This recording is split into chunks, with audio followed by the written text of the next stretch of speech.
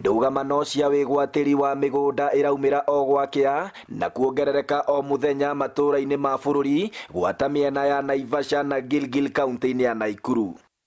Itũũra rĩa Mbegi nĩ rĩmwe rĩa matũũra ma Gilgil marĩa arĩa makoragwo megwatĩire mĩgũnda kwa ihinda iraya makoretwo makĩgucanĩria mĩgũnda ĩno na onjoria kĩũmbe, kuona gĩcigo gĩkĩ kĩa Langalanga ene mĩgũnda ĩno marauga gĩcigo gĩkĩ kĩrĩa matigirie mĩaka karũndo mĩhĩtũku arĩ ta barabara yao ya kumĩrĩra nĩ ĩrĩkĩtie kwenderio mũndũ marigainie na gũkairigwo. Tũrenda kũmenya atĩrĩrĩ, ithuĩ tũriumagĩrĩra kũ?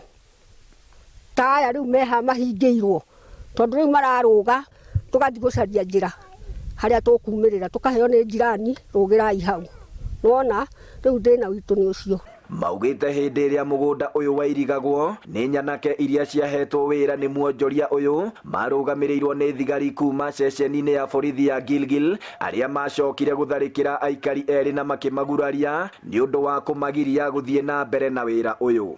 Mwene ũrĩa ugire mũgũnda nĩ wake nĩ akoretwo arũgamĩrĩirwo nĩ borithi tondũ ciarĩho. Ũguo ithuĩ twĩ raia wa kawaida tũtiarĩ na wĩki ũngĩ tiga gũgĩkĩra ũguo tondũ tũtingĩrũgana na thirikari. Hana tũkoya tũteithio mũno mũno. Aikari aya arĩa megwatĩire mĩgũnda ĩno gatagatĩ-inĩ ka mwaka wa 1992 na mwaka wa 1996 maugĩte kũringana na mabu ĩrĩa makoretwo nayo yonanagia gĩcigo gĩkĩ nĩ barabara yao ya kumĩrĩra na kũingĩra mĩciĩ, kuona nĩguo maiguithanĩirie rĩrĩa matũragĩrwo nĩ maabitha a thirikari. Niĩ mabu ĩrĩa ndĩrarĩ nayo rĩ, na ĩrĩa ndaugire ngũikara na mapu ĩyo rĩ, nĩ ĩrĩa ndonirio nĩ surveyor mũgũnda itũ harĩa kinyĩte. Thutha-inĩ mũtheri rĩ, surveyor wa thirikari rĩrĩa arokire rĩ, arokire na mapu tofauti na ĩrĩa tũkoragwo tũrĩ nayo. Rĩu rĩ, tũkoria atĩrĩrĩ, tondũ nĩwoka na mapu ĩno na ithuĩ tũrĩ na ĩno rĩ, nĩ ĩrĩkũ ĩraria ma?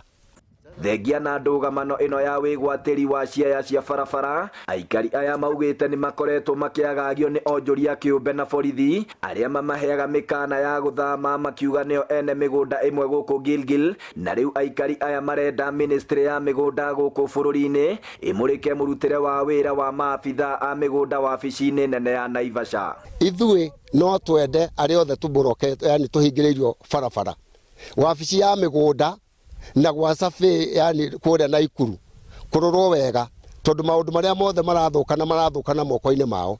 OCPD wa Gilgil John Onditi augĩte wabici yake na ya DCC wa Gilgil nĩ ikũgĩa na gĩikaro kiumia gĩkĩ nĩguo ũndũ ũyũ ũheo kĩhonia kĩa naihenya ũrĩa kwahoteka. Wako na haki waweze kukuja kwa ofisi yangu ili tuweze kuwasikisha, na tutaweza hata kuita bishop ambaye wanalaumu ili tuketi na yeye, na kama kweli ni bishop wa haki ya Mungu, yeye ndio anastahili kuwa mstari wa mbele kuweka amani.